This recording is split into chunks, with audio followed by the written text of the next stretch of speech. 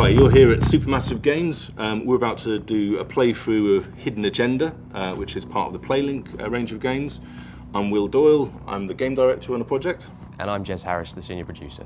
So in Hidden Agenda we've got two modes, story mode and competitive mode. We have up to 6 players.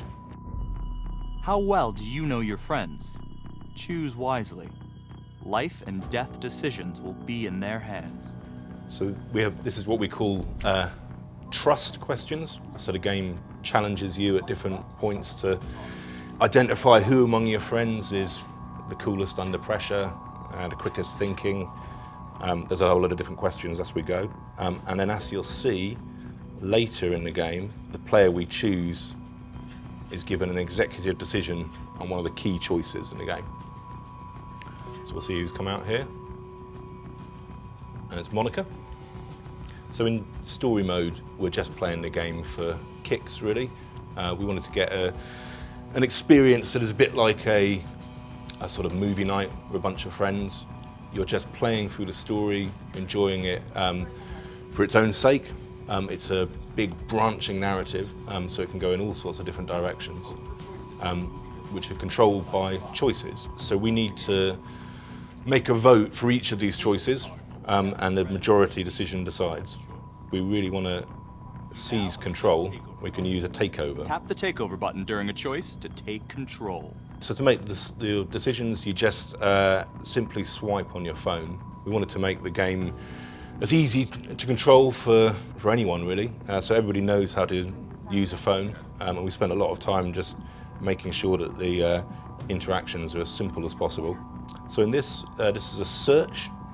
So we have to try and find clues in the world, and we do that just by moving our pointers around and looking for the clues that we can see at the top of the screen. It's really him.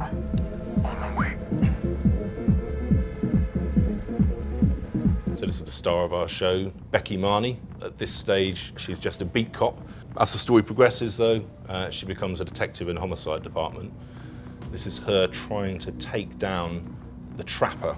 There's this serial killer that's been killing people across the city, and now just a rookie cop. She's got a lead on him, and they've found him in this house. Hands up now! So as we play through the game, every choice will lead to a different branch. Sometimes those branches come back together, sometimes they spiral out into different directions. We have a thing we call the ripple effect, which is each choice you make is sort of like dropping a stone in a pond. Ripples spread out, create different outcomes, and some choices create life and death decisions, as we're about to see here. Help!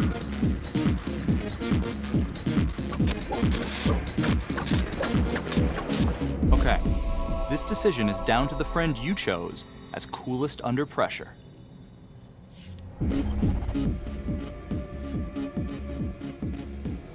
going to be look after your own.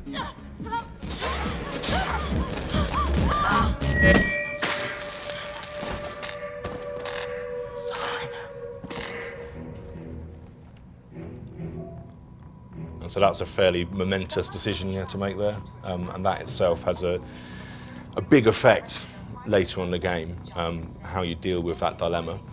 That dilemma, though, is in that one scene, only one outcome. There's other routes we can take that mean we see something completely different. Wouldn't have seen that dilemma at all.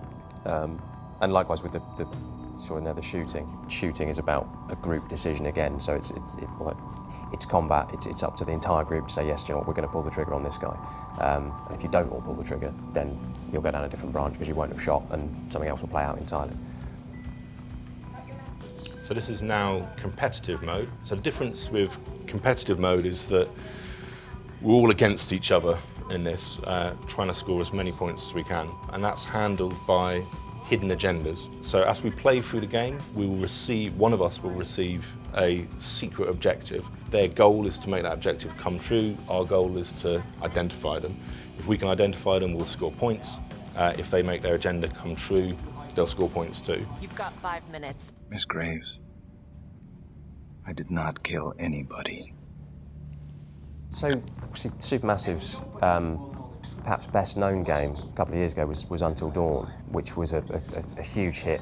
It was a horror game, kind of interactive drama, very cinematic and high production values and all the things that you know about it already. And when Sony started talking to us about the PlayLink initiative, it felt like a fairly great fit for the stuff that we were wanting to do anyway, which was more of a sort of a social interactive fiction style thing. So we'd been kind of looking at slightly shorter games and this notion of a movie night that people can play together and kind of shouting at each other and trying to convince each other which way to go. Garrick using his card there is showing his hand, but you can never be completely sure because it's also, he can try and put the blame onto himself even if he hasn't got it.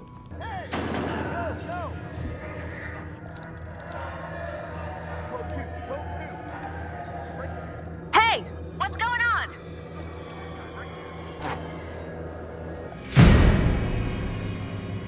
We tried to get something where the scoring for this game is really, really simple. All the way through we wanted to create something that wouldn't have any barriers to entry for people, that anybody could play it.